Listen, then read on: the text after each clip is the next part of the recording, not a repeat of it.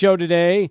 In fact, Adrian, we have been busy here at 600 ESPN El Paso. Prior to the show starting up, we just finished. And when I say just finished, I mean we literally finished during the beginning of your Sports Center, episode 2 of Head First into the Turnbuckle. I love it, Steve.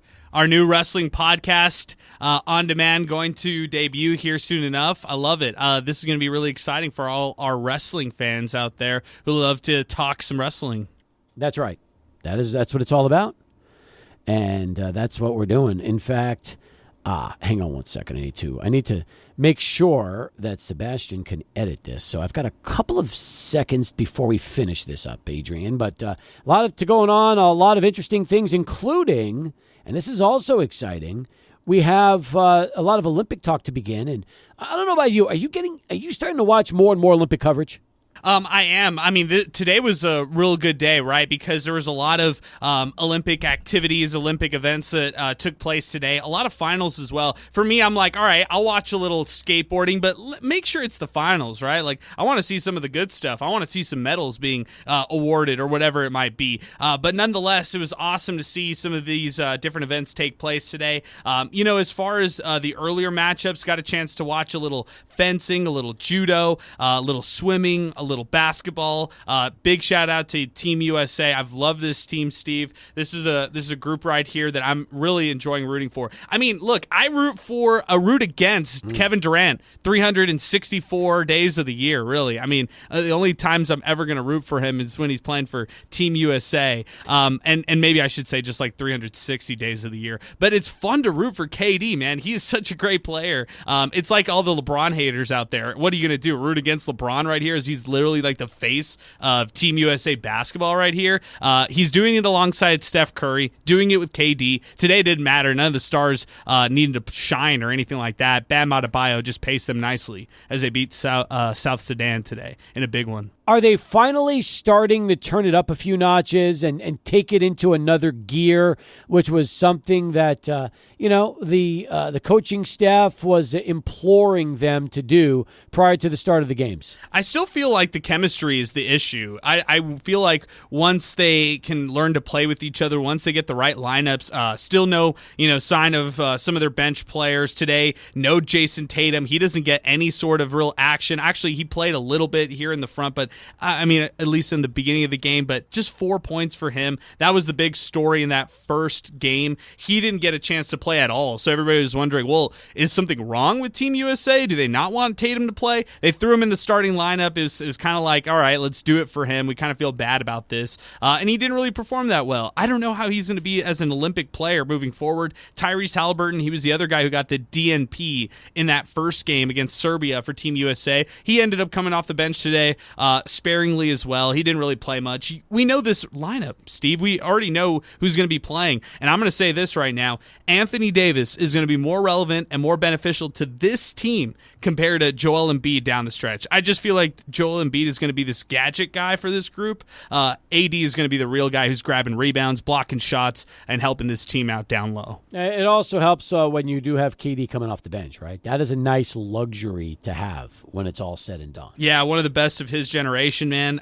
He was 2 for 2 from beyond the arc. He could hit every three-pointer if he wants. By the way, he can get to the rim whenever he wants as well. I was seeing, Steve, he could be the most decorated USA Olympic basketball player when it's all said and done. Once he's retired, once he's hung it up, he could be the most decorated and celebrated, USA Olympic athlete, maybe in any sport. He has so many gold medals, Steve, under his belt.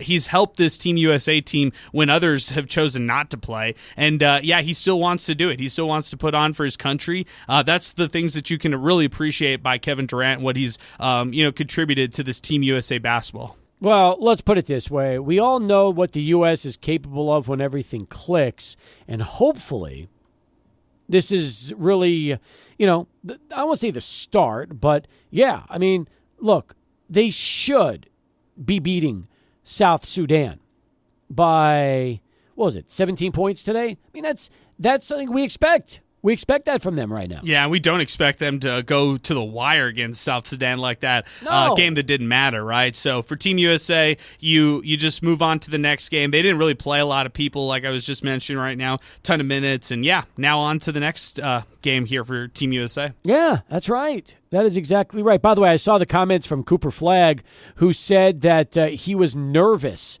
to scrimmage, LeBron James and Team USA.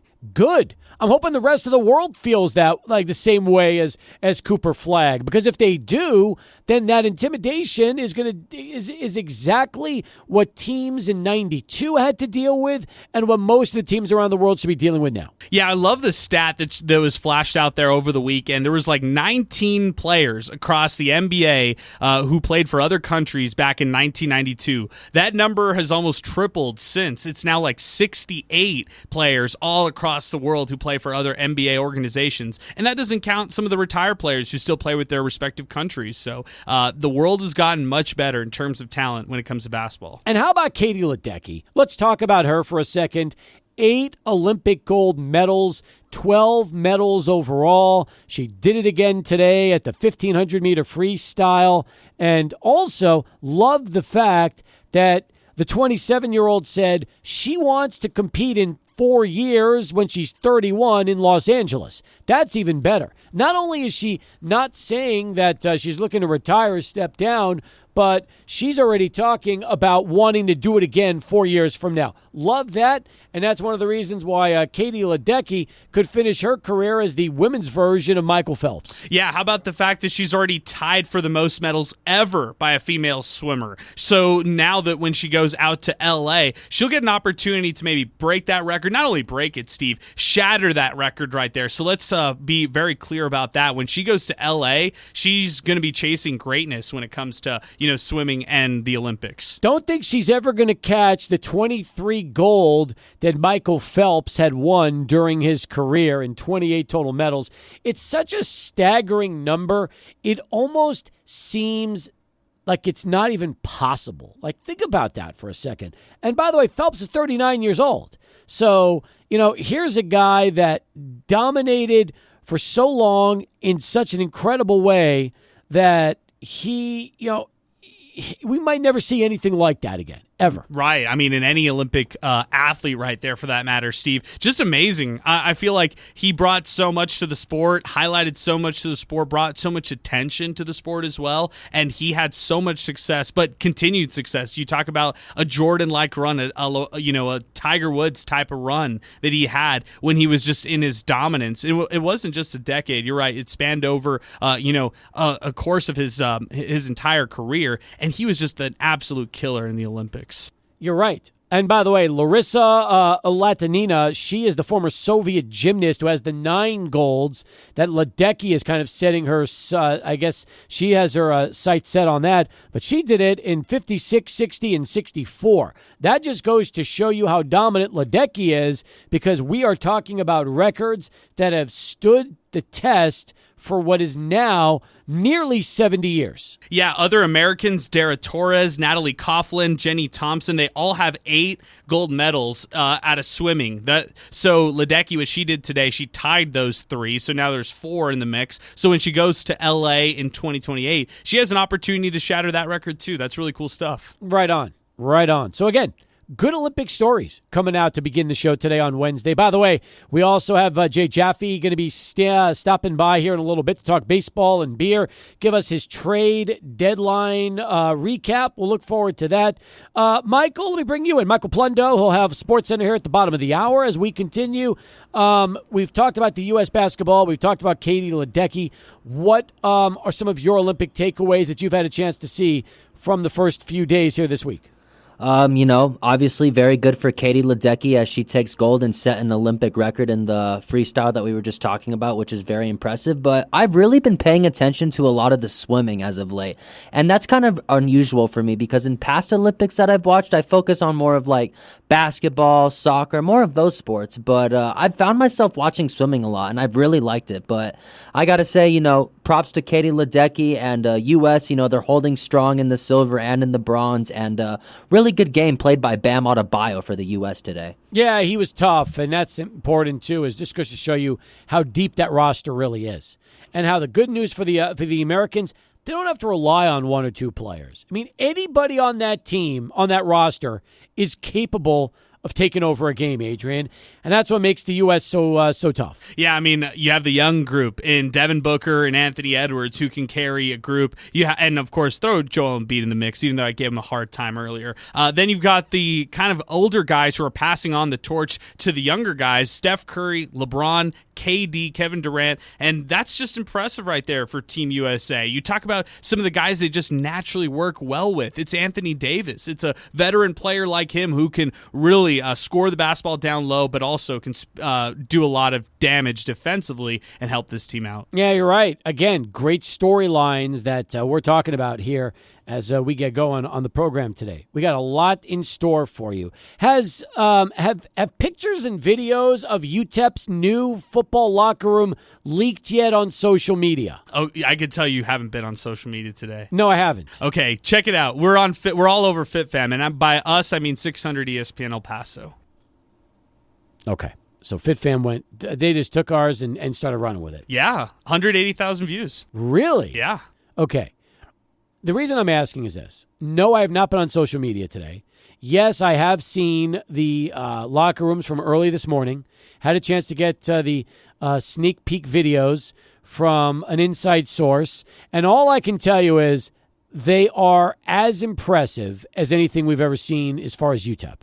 I agree, Steve. It's really bad timing for a lot of the general public of UTEP. Here on this show, we're going to talk all the good stuff about it. We're going to talk about how UTEP desperately needed these renovations. They desperately needed to keep up with the times. They needed this in order to attract recruits, and this is a need. I'm using my proper words here with this one right here. However, people outside of the athletics world are arguing about parking, about other buildings that haven't been renovated at UTEP, about really high permits that that students have to pay for and stuff like that, and yet football athletics gets the locker room. Why can't anybody be happy? That's my question, Steve. Can we just be happy for them for getting a new locker room that they desperately needed? I guess that's not the UTEP way, right? Even when good things happen, people find ways to get sour about UTEP. Yes. It really sucks. It truly does. Because this should be a great day for UTEP. Well, it is. For UTEP athletics and for UTEP football, it's a great day. It is. But for the rest of the university, they'll find other things to complain about. Yeah, and that's the right word, complain. And I get it. There's a lot of issues that can go on, but it's like that everywhere in other athletic departments or other departments just period, across the country. So, UTEP getting this locker room, it was much needed, long overdue. I'm happy for the team. I love the faces, the smiles, and everybody reacting when they first saw the locker rooms. Cade McConnell was in the video that UTEP football features on Twitter and X, which is great as well. Love it. Again, and I'm also happy that, thank you, FitFam, for jumping all over our videos and getting a chance to help spread the good word of UTEP's locker room editions. All right, when we come back, Jay Jaffe, baseball, beer, and a whole lot more. So stay with us as Sports Talk continues with Charlie One and this traffic update. Stephen, the Paso Metroplex told us last week, you said there's no way the Tigers should even trade him. So, at least they listened to you about that. I'll tell you this, here's what's crazy to me, Jay. The Padres gave up all of their premium top prospects for a pair of relievers in Jason Adam and then the big trade yesterday with Miami to go ahead and get their closer. And at the same time, the Dodgers stole Jake Flaherty for a pair of prospects that seemed underwhelming at best. And then we find out late yesterday that the Yankees were in on Flaherty, but decided not to pull the trigger once they saw his medicals. Yeah, I think there's some level of frustration that there's such variable prices around the league when it came to when it came to players. I mean, I think the Dodgers gave up what looks to me like less than the Orioles did to get Trevor Rogers, who's just not as good a starting pitcher, although has more years of control. And really, I think you have to think about that It's the years of control have a big impact on what they gave up. But it really was interesting. I wrote up the Dodgers trade because I had written about Jack Flaherty earlier last month, kind of setting up the trade deadline question for him. And the Dodgers system is so deep that even trading a catcher and a shortstop, they're never going to miss these guys. They've got 2 other catching prospects, plus Will Smith just signed a 10-year contract. They're deep at the spot. They could certainly use a shortstop, but the guy that they traded, Trey Sweeney, a former first-round draft pick, it's a guy who probably isn't going to be, doesn't project as a first division regular at the spot, and so it's they could afford to go deep. Now, as for the Yankees, first of all, I think it was a really bad look for whoever leaked the stuff about Flaherty's medicals. It was pretty minor what he had to deal with, in terms of his back. I mean, everybody's back injuries, I mean, they suck. But he was able to get through them with painkiller injections. The Yankees probably were pretty skittish given what happened with Frankie Montas a couple of years ago. They traded for him. He got hurt down the stretch and then missed all of the next season except for one and a third innings. But I thought it was a very old Mets-like move. We were also in on this guy. You don't get points for second place in a trade. And so I thought that was really poor form to get that information out there. It also damages Flaherty's market down the road. I don't think that the back stuff is that big a deal. It's already been priced into where he's at, which is on a 1-year deal after hitting free agency last year instead of signing a multi-year deal. Jay Jaffe with us here from Fangraphs as we continue on Sports Talk. It's funny. I think the biggest trades that happened actually went down before the deadline outside of the Flaherty trade in the days leading up. I mean, the 3-way trade between the Cardinals, Dodgers, and White Sox is fascinating to me. It really is. And I didn't think the Cardinals gave up much of anything to get Eric Fetty and Tommy Pham. And for a team that could use to benefit from that in their run to the playoffs, the Cardinals made out like bandits in that trade. Well, they gave up Tommy Edman, who is a very good player. I mean, he's only about a league average hitter, but this guy won a Gold Glove a couple of years ago. He can play center field. He can play shortstop. He can play second base. At worst, he's average at those positions, and sometimes he's better than average. That's a really handy player to have in your lineup. I mean, we see it, in the past, we've seen that work out very well for the Dodgers. I mean, they know all about the multi-position regulars like Chris Taylor and Kike Hernandez, who kind of fallen on hard times. They're looking for the next Kike or Chris Taylor because those guys are still around and they're not producing because it's not 2017 anymore. Yeah. I thought the Cardinals did well. I liked the move for them. That said, Eric Fetty is a very Cardinals type pitcher. He's more of a command over stuff guy. Gets a lot of contact. Doesn't miss a ton of bats. He's pitched very well this year after going to the Korea Baseball Organization last year following a rough 6 years with the Nationals. He's come back strong, and he'll help that team. And they've got some other moving parts there. Certainly, I think getting Tommy Pham back for them was kind of an emotional boost. Obviously, first at bat, it's a grand slam. You got to love that kind of comeback there. Yeah. But again, I thought the Dodgers did pretty well there. Miguel Vargas was a guy who doesn't fit in their infield anymore, and doesn't quite have enough power to be a corner outfielder. The other guys, they're buried in the system. They're 19 years old. They're low level prospects, and the Dodgers are going to have 2 more of those guys in the system ready to deal next year when this time comes around. Meanwhile, the Yankees were able to get Jazz Chisholm from the Marlins for 3 prospects, and they also have Giancarlo Stanton now finally back from the IL. Look, this is a team that's been relying on 2 guys to basically be their entire offense over the last 6 weeks, and you can see how much they've struggled as of during that time. Did this trade and Stanton coming back, plus starting to see a little resurgence from Volpe in the offense, you tell me, do you think the Yankees did good enough to try to get themselves into the playoffs? I think they really needed to get a starting pitcher. I think they're kind of gassed right now. Nestor Cortez does not seem like I'm watching him on TV here, just giving up a home run. Nestor Cortez does not seem like he is going to be that guy anymore. He hasn't really been the same since last year's injuries. Garrett Cole has been scuffling. They scratched him because of quote unquote general soreness, and I think it was kind of residual effects from having a stomach bug. Just wasn't strong enough to do what he normally can. I think they needed to do better there. Now, I like the Jazz Chisholm move. He's a guy who I think is maybe a little bit overrated. He's a very flashy player with a low on-base percentage, but he's got versatility. I think he kind of needs to be in an environment where he's got some veterans kind of keeping him honest. You know what I mean? In Miami, I just don't think there was that same set of expectations for him, like, hey, there's a right way to do this and a wrong way to do this, and we're going to teach you how to do it the right way, the Yankee way. And I think that's my read on the situation, and I think they see him as somebody who's still young enough to be malleable in that regard.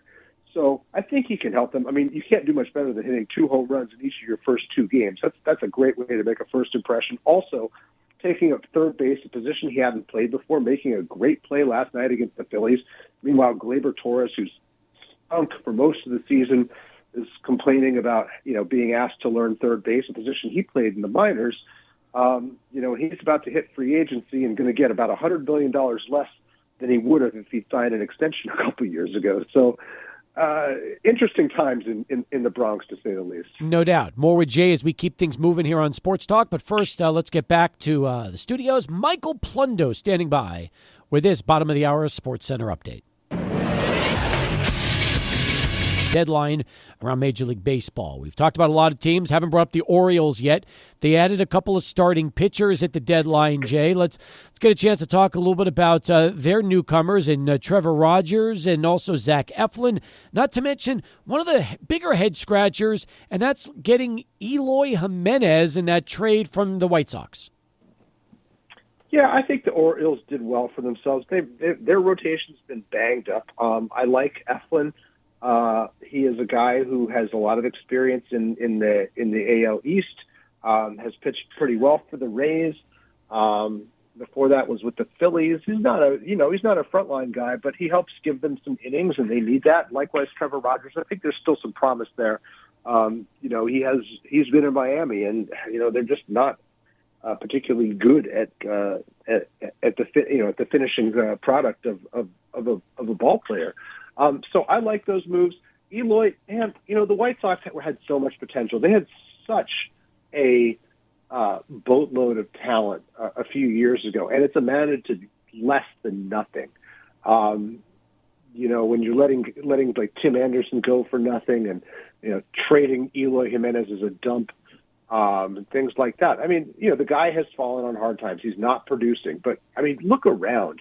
This team is chasing this 1962 Mets 250 winning percentage. The morale can't be high. There's nobody trying to get the best out of these players anymore. They're just showing up and doing, looking out for themselves, and it's just a huge garbage fire. I think there's, Eloy's dealt with a ton of injuries. He never stays healthy, but there's still a lot of power there. I think if you use him judiciously, I think if you're careful with him, I think you can get something out of him. I think a change of scenery is going to do wonders. I mean, put a guy in a winning environment, when he starts acting like the responsible people around him, I think that can have a really positive effect on an impressionable young player. Meanwhile, last night, the Padres, as we talked about them earlier, making the 2 deals for Tanner Scott and Jason Adam, ended up walking it off at home over the Dodgers. They beat them 6-5. They scored 2 in the 9th, 1 in the 10th, and were able to get to Dodgers closer Blake Treinen in that 9th inning to tie the game.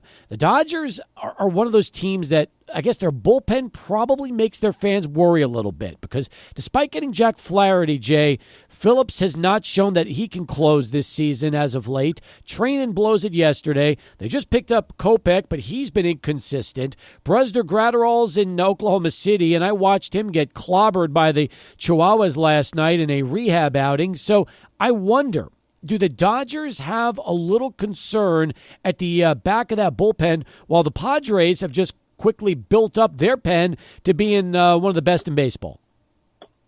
Yeah, look, part of the problem for the Dodgers bullpen is it has been overworked because the rotation has been so banged up. When you're getting 3 and 4 innings out of guys in your starts, and you got to lean on your relievers for 5 or 6 innings, you can't do that day after day. You're stretched. You're using extra guys. You're churning the back of the pitching staff by optioning rookies up and down to AAA. And I think that's what's been happening a lot for the Dodgers. Now they're starting to get healthy. They just reactivated Tyler Glasnow. Clayton Kershaw is back. They've been using a ton of rookies in the rotation. Now I think what's going to eventually happen is if they can get, and keep the starters healthy, and that includes Yoshinobu Yamamoto, who hopefully will be back in second half of August or September, is that they can transition some of these guys like Landon Knack or River Ryan, who made a really nice debut his first 2 starts with the Dodgers, and get them to help out with the bullpen. They've also got some guys who were injured, like Ryan Brazier, and as you said, Brewster Gratterall, who I think they hope can help them at some point. So I don't think that what's happening for them in July is indicative of what that unit is going to look like in October. I think they've got some experimentation to do. Walker Buehler has struggled since coming back from Tommy John surgery. Maybe they're using him out of the bullpen because this season's kind of a write-off for him. He got optioned after I think it was 8 starts. Bobby Miller, same kind of a similar story, shoulder problems and then optioned because he was struggling. Those guys are power pitchers. Maybe they can at least temporarily move to the bullpen and help out. If not in the late innings, then at least the middle innings. All right. You've written about a ton of moves over the last 3 days. You touched on not only the trade that happened with Flaherty, but you also wrote about Paul DeJong going to the Royals. Then you talked about Frankie Montas going from the Reds to the Brewers. You also dissected that big 3-team trade we talked about with Edman, Fedde, and the White Sox Dodgers. You went ahead and talked about one of my favorite sleeper trades, which is the Isaac Paredes trade going over to the Cubs. I love that for Chicago because of the control and what they'll have at third base. Paxton to the Red Sox. Everything is up right now at Fangraphs.com. So much great content from Jay and the team out there at Fangraphs that's been delivering all of that. Who is your team? Which teams do you feel did the best at the deadline, and who do you feel underperformed the most at the trade deadline? Yeah, I think the Dodgers did very well at the deadline. I don't know that the White Sox got enough for what they had. I don't know that the Red Sox got enough for what they needed. I think they really needed a better starting pitcher than James Paxton. I thought the Orioles did all right. I'm surprised the Braves didn't do more given the hits that their pitching has taken. Astros sure gave up a lot for Yusei Kikuchi. I thought the Blue Jays did well for themselves in that trade and in general, clearing out half their roster. They needed a new mix there, and they maybe need a new GM there. I think the Mariners did all right. I like the Randy Arozarena trade a lot. That is a team in desperate need of offense, and they're hoping that adding Arozarena and Justin Turner can help. The Rays, it's odd to see them selling, but I think they're pretty good at it. It remains to be seen how good the prospects that they got back were. But, I thought they did the right thing by trying to not to do a complete fire sale. They could have traded like Yandy Diaz as well. But they've got prospects on the way that are going to help them too. Did the Padres give up too much, in your opinion, to improve their bullpen? Yeah, probably. But, they are – this has always been A.J. Preller's philosophy. He will – I think, he's one of the best at scouting. He has always been very good at scouting and then using so many of those players that he's, signed and scouted and signed to help get the talent that he wants at that time when he needs it. And he's done it in ways that have really kept, I think, the Padres a very interesting and compelling team, even when they're not necessarily a dominant one. I always want to know what he's going to do at the deadline. I mean, I think they're in better position than they were. I think that some of those guys will go on to be all-stars maybe, but at the same time, the Padres are fighting for a playoff spot. I think he really needs to get them into the playoffs in order to keep himself employed in San Diego, given the cost of that payroll. And I think he did the best he could to try to make that happen. With everything you've been writing about the last couple of days at the deadline, do you have anything coming up, or are we not there yet? I have no idea what I'm doing for my next act here, Steve. It was all I could do to get through the weekend and stay on top of the deals that were being put on my plate. Then give me a little background on at least a subject you know a lot about, and that's going to be your beer pick of the week to wrap us up, Jay. Okay. This is the Threes Brewing All or Nothing IPA. I just had it up on my screen here. Yeah, this is one of their West Coast style IPAs. It has Simcoe, Mosaic, Strata, Cascade, and Columbus hops. It's a very broad mix of hops, and get kind of tangerine, clementine, a little sweetness there. It's a really nice IPA. One that is one of my go-tos from them. Jay, as always, enjoyed the extensive breakdown of the trade deadline, and good stuff as always, and we'll look forward to having you back on the show again next week. Okay, sounds great, Steve. Thanks. Jay Jaffe, folks, as we continue here on Sports Talk from Fangraphs.com. Come back with more in a moment. Stay with us. 600 ESPN El Paso. Every time I hear Buzz Adams say Schoolyard Sports and River Oaks Properties, I keep thinking our pal, Lane Frank. He'll be back soon, next week. We get a chance to have Lane on the program. You know he's going to be grinning from ear to ear. Look at what's happened since Lane has been on this show. The Mets have caught fire. Do you realize that? Right. They he was were the team yes. he was high on before the season. He was ready to call the season. He was done. Yes. And now, the minute he left this show, they went on a tear like we haven't seen in years. Remember preseason, he's like, "Oh, I think they could win the East," and then you're like, "No way! What are you even basing this off of?" Then he's completely out on the team. Like he wants everybody out. He's so upset. He's like just disgusted. And ever since then, it's been like the ultimate reverse jinx. So actually, if I was Lane Frank, I wouldn't be excited about the Mets at all. I would just be keeping a very level head because it seems like whichever way he starts to go, the Mets go the opposite. He's the most emotional roller coaster ride we have on this show. That's right. And he's been very, I think he's been enjoying himself back east. He spent the summer in New York, where his family is from on his dad's side. So he's been out there and just enjoying the summer, back in New York. And I think he's going to go again in about a month for the U.S. Open. But for now, he'll be back next week, and I'm sure he'll have plenty of hot takes. Are we talking about junior Lane Frank, or is he a sophomore, incoming sophomore? He'll be a junior. That's crazy, man. He'll be a junior. That is crazy. Yeah. He started with us as what, a freshman? No, wait a minute. He will be a sophomore. He has to be a sophomore. I think this past... Wait, I'm confused now. Me too. Let me think. How many years has he been at Coronado? Well, that would tell us, right? Yeah, that would tell us what. Wait a minute. What he is. He started as a 14-year-old. Now he's 16. No, you know what?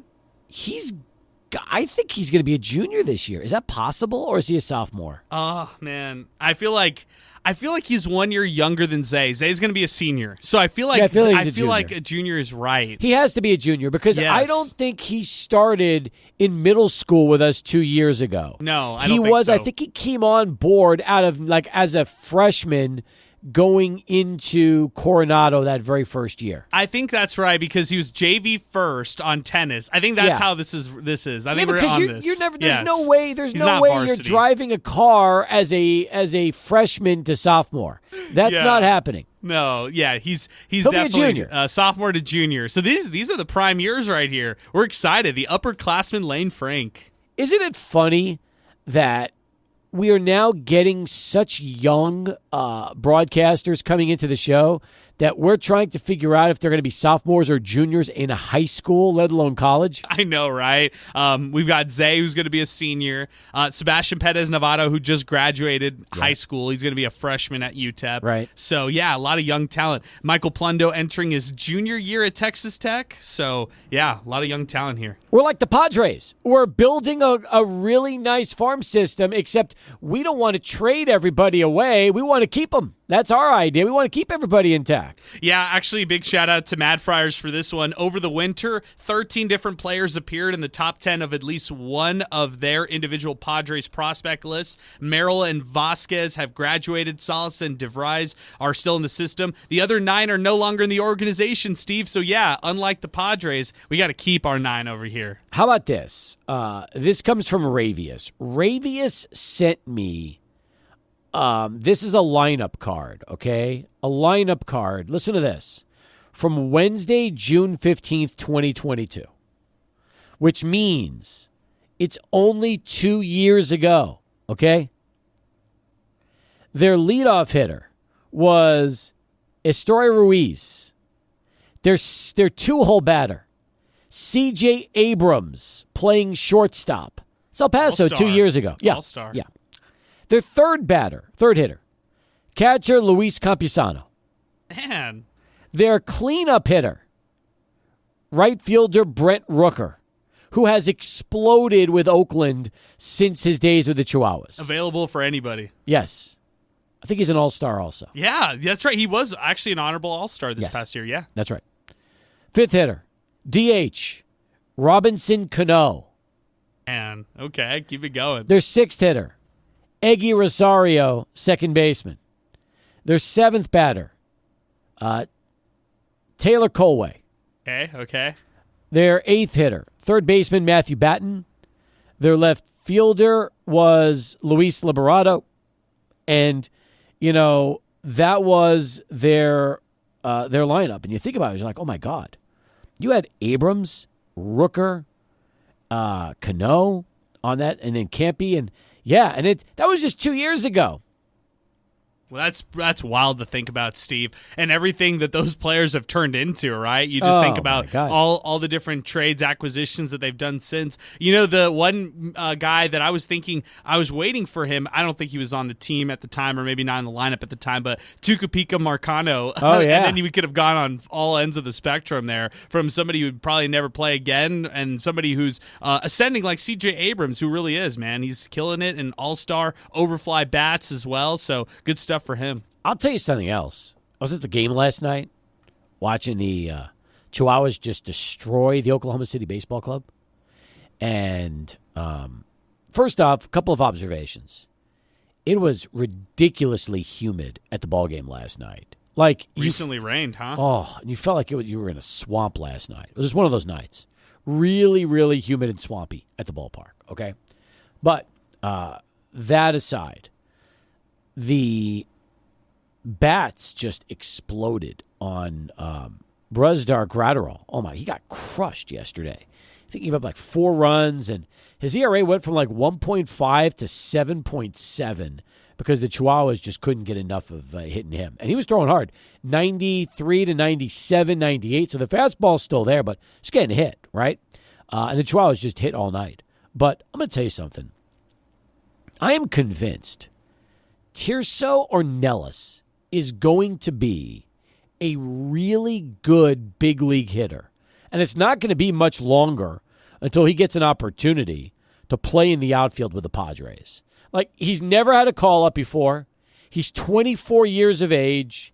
He's hitting the cover off the ball this season for El Paso, like so many do. But I'm just convinced that he could be the next one to get a chance for the first time and stick in San Diego. I love Ornelas' game. I love the way he hits. I feel like he could definitely be a boost for the Padres, and enjoy him while you have him right now, because I don't know how much longer we're going to get to see Tirso Ornelas here in El Paso. So here's his numbers through the last 6 games: 10 hits, 3 doubles, 1 home run, .667 slugging percentage, .462 OPS. Man, those numbers are video game-like numbers right there. What a tear he's been on as of late. He was a named player of the week by the club recently, Steve. So even though the Chihuahuas are struggling in the records right now, 9-18, lost 10 straight before yesterday, Ornelas has been a bright spot. He has. And by the way, if you're ever wondering, how do we calculate slugging percentage? We did this last night, a little exercise. It's a fun exercise. It's very, very easy. Here's what you do. You take total bases divided by your at-bats. So that's it. Total bases, meaning singles, doubles, triples, home runs, total bases divided by your at-bats. And that's how you get the total. So that's, if you ever wondered about slugging, there you go. Hey, how about the fact that Walker Buehler's coming tomorrow, Steve? Not only Kate Flannery, but we also have Walker Buehler on the mound. Is it official? Yeah, it's official. Ferris Bueller is coming back to El Paso. I love that. Right? I mean, hey, what a year for the Chihuahuas, by the way. Michael Lorenzen to start off the season. He was here in El Paso. Xander Bogaerts on the Padres side, and now getting a chance for a scheduled start with Walker Buehler tomorrow for the Oklahoma City Baseball Club. Like, how cool is that? What a year for the Chihuahuas and Southwest University Park to get all these great talents to come here to El Paso. It's fantastic. It is fantastic. Listen to this. This just hit as we're starting the hour. An official message from UTEP Athletics. I'm going to read this to you. We are thrilled to announce that UTEP Athletics is now offering premium tailgate experiences for the 2024 UTEP football season. Get ready to enjoy a hassle-free, unforgettable pregame experience where we handle all the setup and takedown so you can focus on cheering on the Miners. Whether you choose a season package that covers all home games or a customizable package, we've designed these tailgate options with your convenience in mind. Join us in elevating your pregame festivities to match the electrifying excitement of the Scotty Walden era of UTEP football. Act fast and reserve your space, as there is limited availability. So here's how this works, okay? The season tailgate package is $3,000. For $3,000, here's what you get: a 10 by 20 tent, 2 8-foot tables, 2 high-top round bar top tables, 10 chairs, and a VIP parking pass. You also have catering options from Sodexo, Rudy's, Firehouse Subs, Raising Cane's, Peter Piper, Papa John's, Whataburger, Tropical Smoothie Cafe, and Marco's Pizza. The group ticket prices for 15-plus tickets gives you $10 end zone seats, $12 sideline seats, $16 bronze seats, and $15 party patio seats for 15 or plus tickets. So I'm trying to figure out how this is going to work, because Daniel Anai is handling this. And there's a lot of information here, Adrian, because I'm trying to figure out, for $3,000, it sounds like you get the tent, the tables, the high top round bar top tables, 10 chairs, and a VIP parking pass. And for 5 home games, you're essentially looking at $600 a game to get all of that. But what I'm trying to figure out is, in addition to all that, do you also have the catering options, and then are the group ticket prices just an add-on from that? I believe the group tickets are, from how I read this, the group tickets are an add-on. I just don't know what I guess the catering options aren't listed price-wise because it probably ranges per, restaurant that you use. Like if you use UTEP Sodexo, maybe that's a certain price versus like Whataburger, which could be a different price. I'm not sure. So do you think that for $600 a game, you're getting the tent, the tables, the round bar top tables, the chairs, and the parking pass, and then everything else is on top of that? I think so. That's how I read this. That's how I read this. But I could be wrong. If this includes catering, then 3,000 is an absolute steal. Actually, I think this is a steal either way. Like, objectively speaking. You could have a business, you could buy this, expense this as a business, and have great tailgates for your company every single game going up to it. This is easy. We have questions, though, don't we? We have questions. In fact, if this is, we probably need to buy one of these ourselves. Do me a favor, if you get a chance. I know we've got a lot going on. We have Jeff Erickson right around the corner. Give Daniel and I a phone call during the break, and let's see if we can get some clarification on some of this stuff, okay? Sounds good. Beautiful. All right. Anyway, that is interesting. Definitely interesting. The premium tailgate for the football season is now available. Hey, we'll talk some baseball deadline deals as it relates to fantasy and some more fantasy talk as well with Jeff Erickson. Coming up right after Charlie 1 and traffic. This crash just happened on the Far East Side, but a busy intersection here. Joe Battle and Pelicano, we have a crash, so give them repeated. Paso Longhorn Distributing Hotline, where all of our guests always appear. With us right now on the Longhorn Distributing Hotline is Jeff Erickson from Rotowire, your one-stop shop for all fantasy sports. Oh, they got so much going on. My God, content in every sport, more information than you can digest. If you got your fantasy football drafts coming up, you need prep. You need quality prep. You need Rotowire, especially when you can go behind the paywall for a couple of days and just check out everything from the draft kits to the articles, the profiles, everything they've got. It's all up right now at rotowire.com. In fact, we'll even tell you how you can get behind that paywall at the end of our segment together. But Jeff Erickson is back with us. Jeff, welcome back. Trade deadline day was yesterday. You tell me, if you play fantasy baseball, was this a day where you felt pretty good after the trade deadline with players changing teams and new roles, or were you not as excited when the smoke cleared as you were beforehand? I mean, I think people wanted to see Garrett Crochet and Tariq Skubal go. I think, although I'm not surprised at either for different reasons. There weren't the big name hitters. In fact, the big name hitters went prior to yesterday. They were, Randy Arozarena, Jazz Chisholm. Those are the guys that that moved the needle there as far as the hitters go. But it's okay. We got there in terms of volume. We saw a lot of players get dealt. We saw a lot of bullpen pieces get dealt. A handful of starting pitchers. Every team made at least one deal. So you got that going for us there. So, yeah, I think it was pretty good. I agree with you. And the returns, some of the returns were fascinating, weren't they? Like what Miami got from the Padres when they were able to trade Tanner Scott away, and then what the Tigers got from the Dodgers, which seemed a little underwhelming considering it was Jack Flaherty.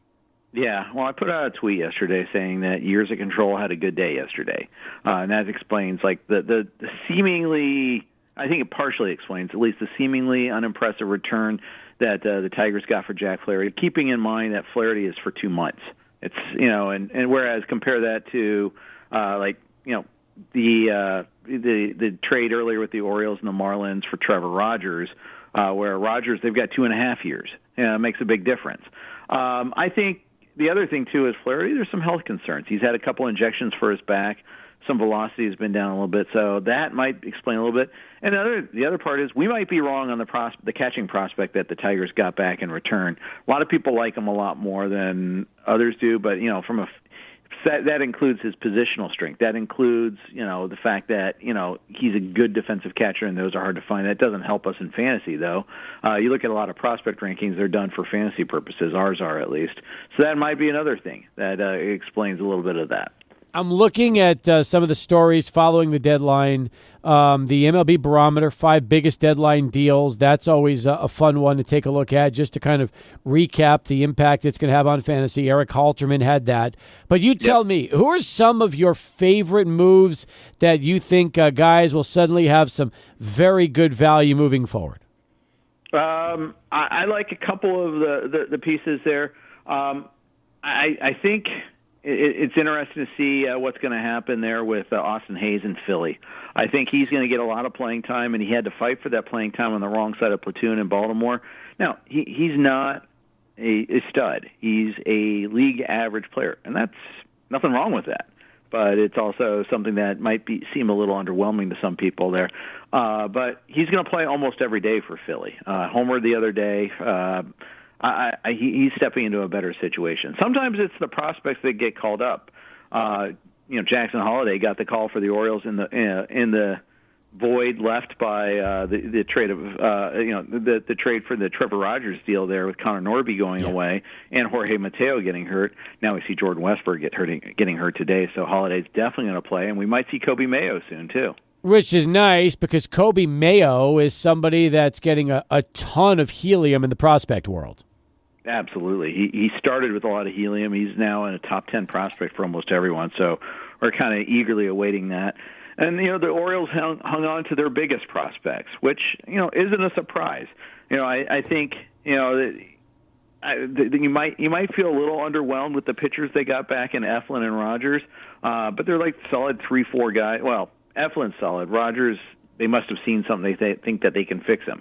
They can fix his mechanics. They can get his velocity back and get the form back that he had in 2021 because it's been a while since he's been good and healthy. So that's something there where, you're watching to see what happens, but it may not have the immediate impact of some of these other players. Jazz Chisholm goes from the Marlins to the Yankees. He's fitting right in right now, and if anything, it seems like Chisholm, who was always a nice fantasy player, was on the cover of MLB The Show a few years ago, but, man, you get him to the Yankees, that just suddenly boosts his value to a team that really was struggling to produce outside of two guys. Yeah, that's right. And he might also get third base eligibility soon, too, depending on what your league's rules are and how quickly a player can get it, especially if it's only 5 games at third base. He's going to get that pretty quickly. So you might get second base eligibility after that. You may be able to play him all over the place. Currently, start off as outfield only to start this season, so we might be getting him in a lot of places, and that's always handy, too. Is Miguel Vargas maybe the biggest winner of this entire trade deadline as far as fantasy goes? Yes and no. I mean, it's going to be a terrible lineup, so counting stats aren't going to be that great. But yes, playing time-wise, absolutely. Getting him that he just gets to play regularly and not have to look over his shoulder, worry about whether, Dave Roberts likes his defense enough. He's still going to have to work on his defense. He's still going to have to become better at that, but he's finally going to get that everyday playing time that he hadn't been getting. Yeah, that's true. Meanwhile, Josh Bell lucks out. He goes from getting released by the Marlins to being traded to the Diamondbacks for a player to be named later. And by the way, for Bell, the timing couldn't have been any better because of what happened with Christian Walker going down with injuries. So now the Diamondbacks don't miss a beat. Well, yeah, and that's the thing is they had to make that trade because they knew that Walker's oblique injury was significant enough to put him on the IL. May not be the super long-term injury like Max Muncy, who has got apparently has the super oblique injury there. They were saying that his progress has been stagnant in his recovery, but for Christian Walker, that's a huge piece in the Diamondbacks roster.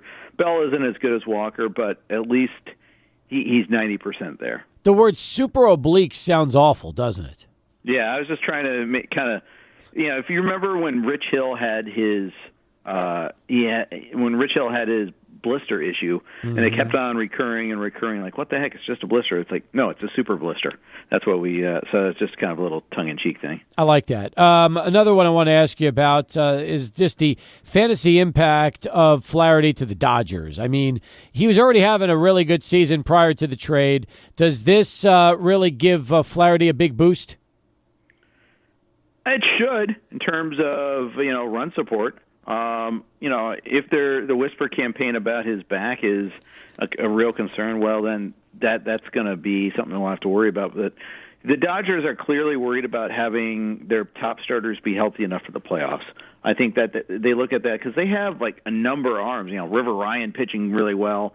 jumping in here and making an impact right away for them in his first 2 starts is great, but can you count on him for the playoffs? Yeah. It looks like Walker Buehler is going to be nowhere close to the form that they need for the playoffs. Do they trust Clayton Kershaw and his shoulder to be playoff ready? This gives them another option there too, and I think also it's a kind of a reflection about their concern about Yamamoto too. Bobby Miller's another one. We saw him last night in the Oklahoma City dugout as they're playing the Chihuahuas this week. And a year ago, he was getting Rookie of the Year consideration, and now all of a sudden, the IL stint, the shoulder issues, getting hit hard in AAA and the big leagues, and Bobby Miller is not the player that we thought he would be, at least after last season. Kind of shows that just pitcher shoulder injuries are no joke. Yeah. That's so true. Bottom of the hour. More as we continue with Jeff. But first, send it over to Michael Plundo. He's across the glass, standing by with this SportsCenter update. Welcome back to Sports Talk. Adrian Broadus here along with Steve Kaplowitz and the whole gang. Want to jump out to our great friends at the Better Business Bureau. We got Carlos Pedruesa here, Marketing Director of the Better Business Bureau, and a new friend, Elizabeth Terrazas, the new CEO and President of the BBB. Elizabeth, it's great to have you aboard. We're going to miss Mary Beth Stevens. She did so much for the Better Business Bureau, but we're so happy to have you in the mix. And now you get a chance to be here with the Better Business Bureau. What's your transition been like here so far? It's been really great. There's been a learning curve for sure, but I have jumped into the position and I'm ready to take the organization to the next step. That's awesome. I feel like when it comes to the Better Business Bureau, we've talked about it a lot here on this show. We've talked about all the different initiatives that you all do to develop trust within other businesses here in our local community, but not just businesses themselves, nonprofits, entrepreneurs who are just starting up, just kind of giving them resources. Why was this the right move for you, Elizabeth, for you to join an organization like the Better Business Bureau that's been in this community for years? In order for me to make any kind of career change or move, I do have to be connected to the mission. And in my past 24 years of nonprofit experience, this is my third career. So I truly felt a connection to the BBB mission, and I thought that this could be the next best move for me, and the rest is history. And here I am. So it's truly the mission that I need to be connected to, and I feel that building marketplace trust is very important for consumers and for businesses. Carlos, if somebody's listening to this right now and thinking to themselves, well, what does the Better Business Bureau actually do? Well, how do you describe that, or how do you answer that kind of question right there? Well, like Elizabeth said, our mission is to advance marketplace trust. So we want a marketplace where businesses and consumers can trust each other mutually. So what we do is we vet businesses. So when businesses come to us to apply for BBB accreditation, we take a look at all of the information that encompasses our standards of trust so that we can accept a business into accreditation, and then they can tell their consumers, hey, the BBB has accredited me because I meet all of their standards of trust. That means that you as a consumer can trust me as a business that our transaction is going to go well and that I'll be responsive if anything wrong does happen. Yeah, I mean, think about all the summer projects that are going on right now, whether you're renovating your backyard, you're finally fixing that pool in the backyard that's giving you a lot of headaches this summer because of the fall or the summer. I'm just speaking to myself here right now, but also all the other things that you might think about when you hire somebody to come to your home. Where do you start? You just go on Google and look up, air conditioning companies. My personal opinion is I love going on bbb.org/El Paso. I get a chance to look up an industry that I'm in need of as a homeowner or somebody who is in need of a service, and then I try to vet some of those businesses right there. Can you give our listeners maybe just kind of an easy, to use kind of directory way for them to look up these businesses? Or, hey, maybe if they've got a project coming up, where to look up some of these trusted businesses to find on your website? Yes, absolutely. And like you mentioned, most people do start their research on Google, just Googling a keyword related to that business. So if you come to bbb.org, you'll be able to get a full access to our directory that's composed of all the businesses in our area, and not just in our area, because it's bbb.org, it's nationwide. So you get access to the full directory of the Better Business Bureau nationwide, even some Canadian. So depending what you're doing, you can come to the BBB for information to vet those businesses. So even if you found information about that business somewhere else, either a commercial, a business card, however it may be, you can always come to the BBB to see what we have on that business, to see if they've had any recent complaints, to check most importantly if they're BBB accredited. We check for their licensing depending on the type of business. So you could get a lot of information through us to make sure that you feel good about using that business. So you don't run into any of these troubles that, like you mentioned, that we see a lot, unfortunately. So kind of our motto is for us is check with us first before you have to come to us with a complaint or an issue and a problem that needs to be solved. That could have been avoided if you would have just checked with the BBB first and made sure that business is a good business. Peace of mind, Elizabeth. That's what I Yes. kind of think. When I'm working with the Better Business Bureau and I'm working with an accredited business, I'm getting at least peace of mind knowing that this business has been vetted to make sure that they're legit. Yes, exactly. And that's very important for, especially when a consumer, spends their hard-earned cash and puts this trust in a vendor and the work that they expect. So it's very important. Utilize us as a resource. I love it. I feel like you guys are my second Google or like my second search engine when it comes to things like this. Now let's talk about some of the biggest things that you guys do this year. And I love the Torch and Spark Awards. In fact, I would say it's one of the highest awards that you guys, if not the highest awards that you guys give out every single year. This is a routine thing that you all do year in, year out. Applications are out now, so people can either nominate a business, nominate somebody, out in the community as far as a business leader or an entrepreneur, or maybe even nominate a nonprofit. So, Carlos, you just jump into this right here. Let's start off with the Torch Awards. Give us a rundown of what the Torch Awards embody and just a little rundown of what you all, or what we can expect for this. Yes, so the BBB Torch Awards for Ethics were established in 1994. These are awards that recognize businesses of all sizes across North America for their ethical practice. So this is something that businesses all over the U.S. can get this award, and this is the El Paso version of this award, where we recognize El Paso businesses in our community that are showcasing exemplary standards of trust. Whether it's their leadership and their character, the culture they create in their business, how they treat their customers, how transparent they are with their advertising, their engagement in the community. These are all criteria that we take into account when judging for these BBB Torch Awards. So we definitely want businesses that feel like they embody these standards of trust to come forward and apply for a BBB Torch Awards for ethics. Just to be clear, these are open to for-profit businesses and nonprofit businesses. So you don't have to worry about that. If you feel like you qualify, go ahead and come to our website, bbb.org, and apply for a BBB Torch Award. A couple other things. BBB accreditation for the Torch Award specifically is not required. So even if you aren't an accredited business, but you maybe want your business to get a little shine, feel free to apply. Check that out. And, you mentioned the for-profit versus nonprofit when it comes to this, the Torch Awards. They're going to be judged in their own respective category as well. So you're not going up against each other. That's something to definitely mention as well. The deadline for this one, September 1st. So people have the opportunity now. Don't wait till the last minute. Do it now. It's we're about to turn the page on July to August. So this is a perfect opportunity to get your applications in. And if you have any questions, you can ask them after the fact. So next, let's jump into the Spark Awards. This right here is one of the other really prominent awards that the Better Business Bureau, awards every single year. These awards are actually going to happen late October at your annual, ceremony for all the awards. So, Carlos, give us a rundown of the Spark Awards and what we can expect here for 2024. So the Spark Awards, we're really excited about them. The Spark Awards going to recognize the entrepreneurs in our community. So they are open to business owners 35 years old and under, or business owners of any age that have a business that's younger than 3 years. So we want to showcase entrepreneurs, the entrepreneurial spirit in our community.